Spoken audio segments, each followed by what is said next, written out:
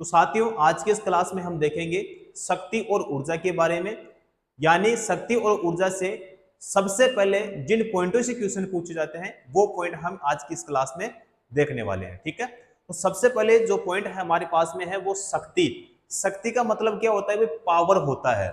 अब शक्ति किसे कहते हैं? सबसे पहले यहीं से क्वेश्चन बन जाता है कि शक्ति किसे कहते हैं। शक्ति कहते हैं कार्य करने की जो दर है क्या कहलाती है, क्वेश्चन पूछा जाता है तो बताना है शक्ति यानी पावर।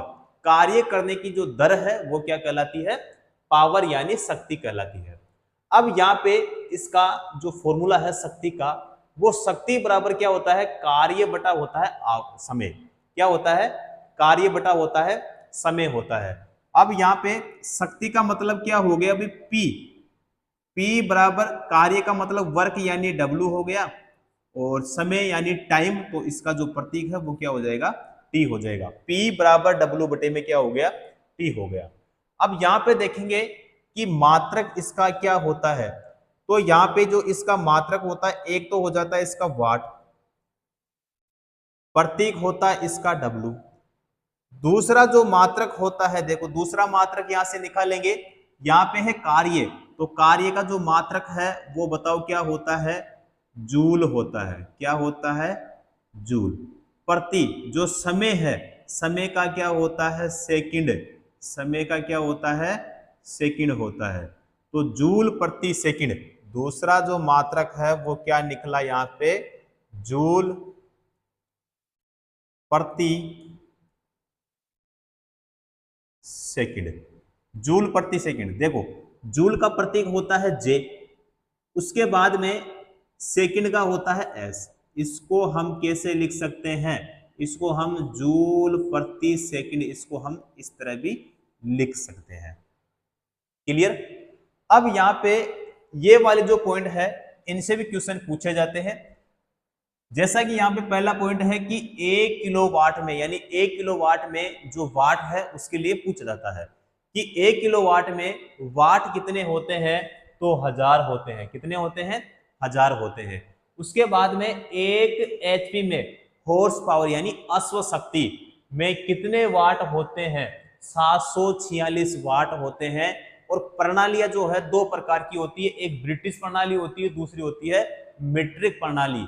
तो 746 वाट जो होते हैं 1 HP में वो होते हैं ब्रिटिश प्रणाली में होते हैं। उसके बाद में 1 किलोवाट में कितने HP होते हैं? प्रणाली कौन सी हो? ब्रिटिश प्रणाली। तो 1.34 HP होते हैं 1 किलोवाट में ब्रिटिश प्रणाली में। क्लियर? उसके बाद में पूछे कि 1 HP में कितने वाट होते हैं? देखो यहाँ भी 1 HP है, यहाँ भी 1 HP है। ठीक है, अब यहाँ पे ब्रिटिश प्रणाली है, यहाँ पे है मीट्रिक प्रणाली। तो 1 HP में वाट पूछे मीट्रिक प्रणाली में, तो 735 पॉइंट कितने वाट होते हैं? 5। ठीक है, अब यहाँ पे इसमें 736 वाट अगर दे दिया जाए तो सही है। ठीक है, क्योंकि एक बार क्वेश्चन पूछा गया था कि जो मीट्रिक प्रणाली होती है उसमें 1 HP में कितने वाट होते हैं, तो ऑप्शन में था 746 वाट। ठीक है, तो वहां पे फिर वो वाला सही था। उसके बाद में यहाँ पे 1 किलोवाट में HP पूछे आपको, तो 1.36 होते हैं। प्रणाली कौन सी हो? मीट्रिक प्रणाली। अब यहाँ पे पावर के जो फॉर्मूले होते हैं, एक तो देखो P बराबर क्या होता है? W बटे में T। उसके बाद में यही से बन जाता है P बराबर mgh बटे में क्या है? T। अब P का मतलब पावर हो गया, M का मतलब क्या हो गया? द्रव्यमान, G का मतलब होता है गुरुत्वीय त्वरण, और H का मतलब होता है ऊंचाई, और T का मतलब क्या होता है? समय होता है।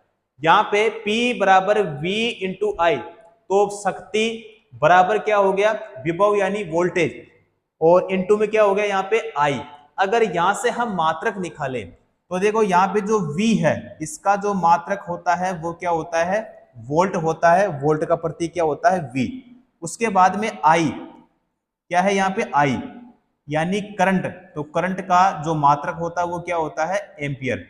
तो वोल्ट इंटू एम्पियर एक मात्रक यहां से निकल गया। ठीक है, अब मेरा सवाल ये है आपसे कि यहाँ पे है P बराबर I स्क्वायर इंटू R, और P बराबर V स्क्वायर बटे में है R।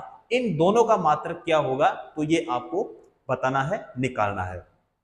ठीक है, चलो आगे जो हम बात करेंगे वो करेंगे एनर्जी यानी ऊर्जा।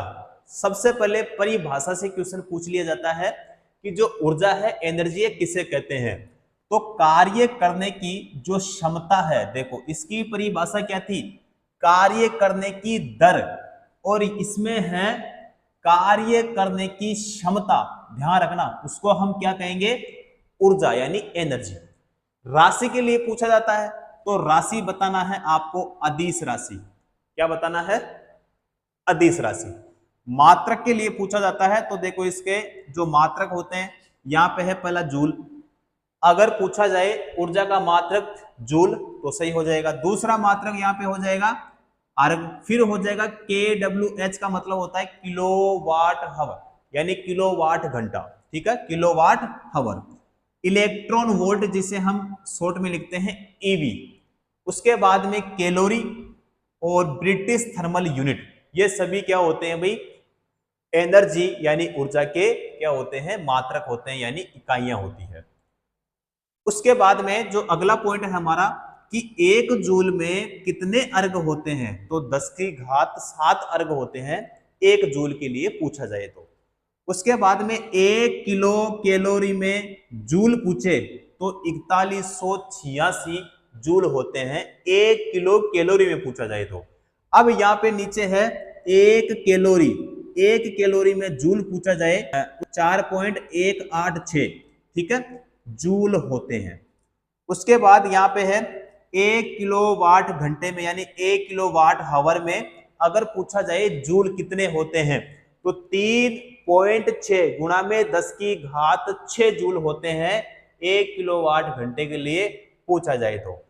उसके बाद में है कि 1 इलेक्ट्रॉन वोल्ट में जो जूल है वो कितने होते हैं? तो 1.6 गुणा में 10 की घात कितना होता है? -19 जूल। 1 ब्रिटिश थर्मल यूनिट में कैलोरी कितने होते हैं? तो आपको बताना है 252 कैलोरी होता है। कितना होता है भाई? 252 कैलोरी होता है। ठीक है, तो ये जो पॉइंट है सिंपल ही है, ये बेसिकली है। तो सबसे पहले अगर क्वेश्चन बनेगा तो यही से बनता है, उसके बाद फिर बनते हैं न्यूमेरिकल क्वेश्चन जो कि मैंने आपको करवाया हुआ है। ठीक है, तो आप उन क्लासों को भी देख सकते हो। और आज की इस क्लास को हम यहीं पे समाप्त करेंगे, उसके बाद में करेंगे साथियों अगली नेक्स्ट क्लास में।